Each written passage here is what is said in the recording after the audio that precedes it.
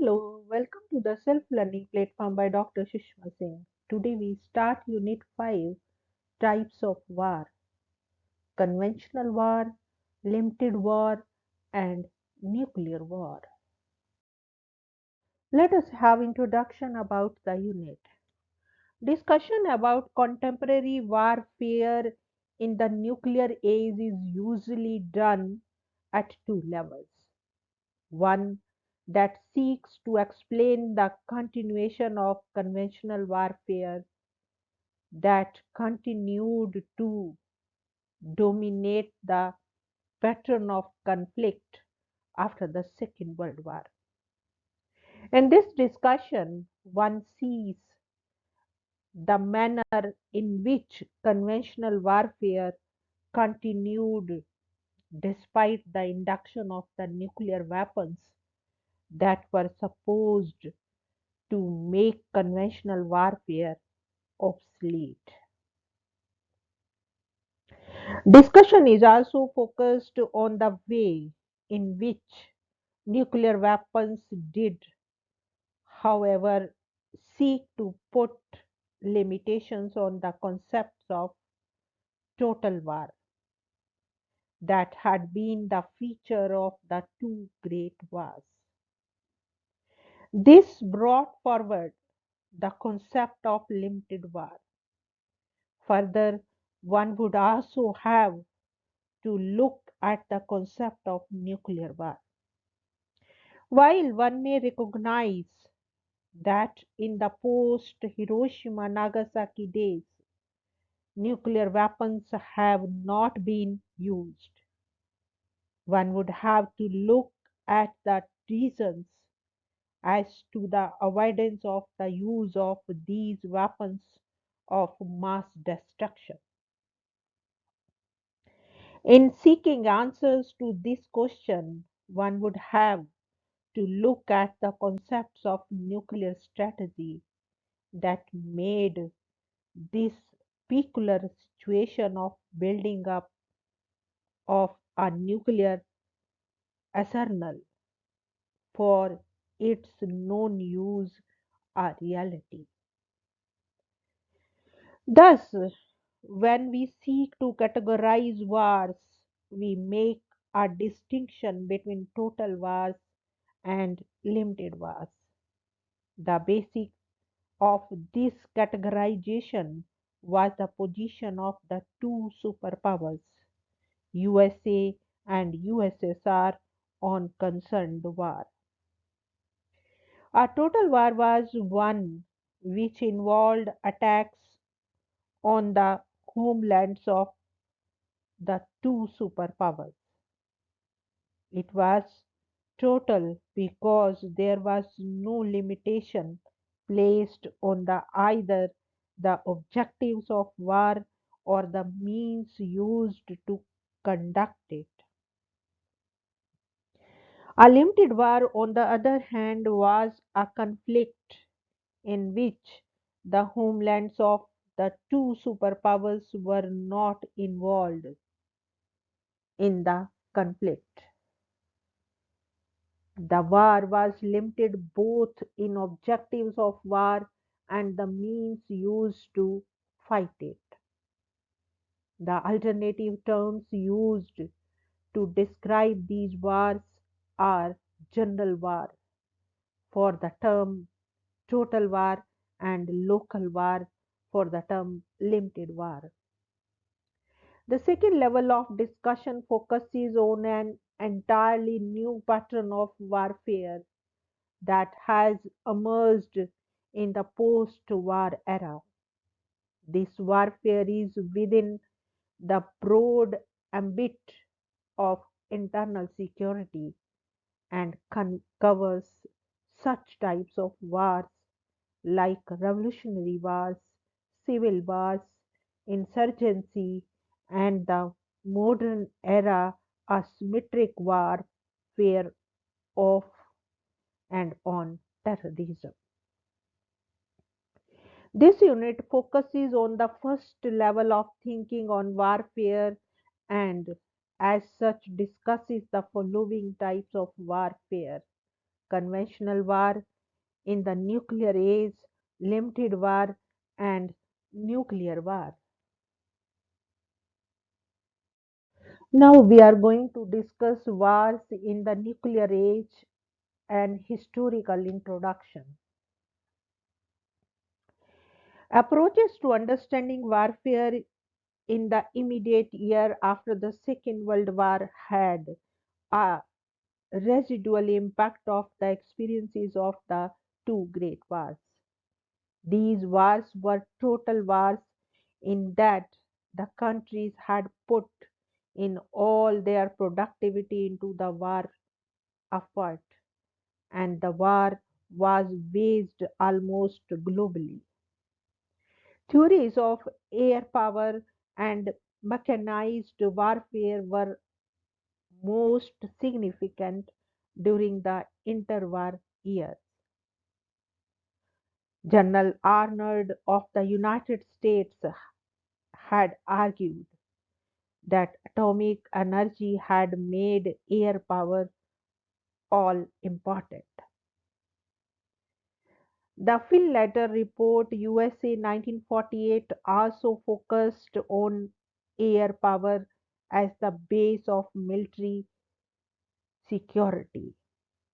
One of the first books on nuclear strategy, published in 1959 by Bernard Brodie, had emphasized the links between the World War theories of strategic bombing and post war nuclear strategy. In fact, until the appearance of the hydrogen bomb in 1952, the victors of the Second World War had continued to train their forces in the traditional patterns of air, sea, and land campaigns. But the introduction of nuclear weapons in the United States and Soviet Union had led to two beliefs: that conventional land warfare had now become obsolete, and that the possession of the atomic bomb conferred immunity from attack on exceptional powers based to the countries concerned. The Korean War 1950 to 53 shattered both these myths. The Americans sought to keep the war limited for two reasons. They wanted to avoid a direct confrontation with the Soviets and also avoid a long drawn out war with China. Consequently, the Korean War was fought on traditional lines.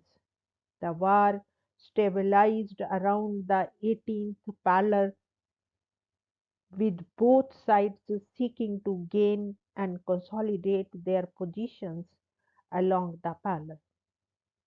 Still, it is the lessons of Korean and related developments around the early 1950s that led to an effort to integrate nuclear weapons in military strategy. The developments of the 1950s were to contribute to a rethinking on the way countries were to use their armed forces in the future. The Americans were determined to ensure that they would now not get bogged down in an outdated form of warfare and suffer casualties as they did in Korea. On the European front, the Americans faced Soviet reluctance to withdraw their forces from the Eastern Europe. The Communist Revolution in China brought Mao's to power, while the imperial powers were fast losing their colonies in Asia. The Soviets entered the atomic age, and within a short period, the Americans were confronted with the reality of nuclear weapons on both sides of the ideological divide. In 1950s, Liddell Hart, in his collected essays titled Defense of the West, argued that the nuclear weapons had not made other weapons obsolete. He also cautioned that the West must not place too much reliance on the nuclear weapons. He argued that the Soviets were far less vulnerable to nuclear attacks than the Western countries. In any case, the possession of nuclear weapons by both the sides had ensured that they would deter the countries from using them. Hart disagreed with the perception of Field Marshals Montgomery, who had talked of an Allied victory in a possible World War III. He recognized that an all out total war with nuclear weapons would be disastrous. He argued in favor of trying to limit war. The mid 50s provided some other experiences that were to contribute to the understanding of war in the nuclear age.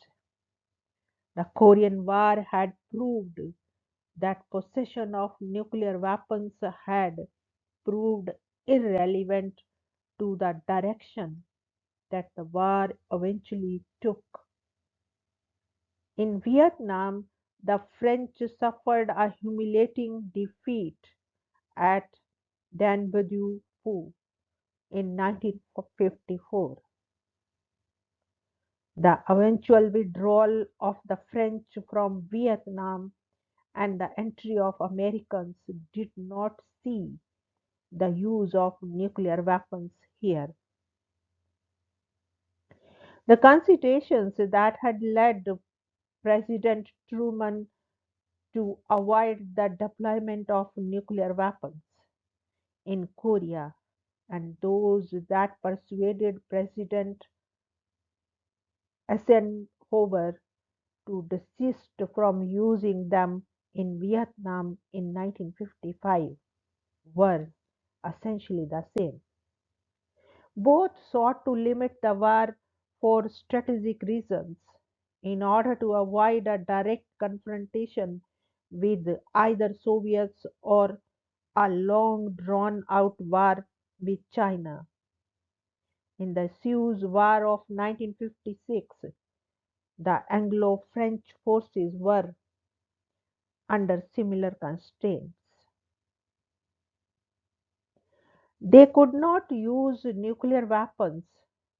They also could not direct air strikes against the civilian target due to domestic and international pressures. Here we want to wind up this lecture. Thank you so much for your attention.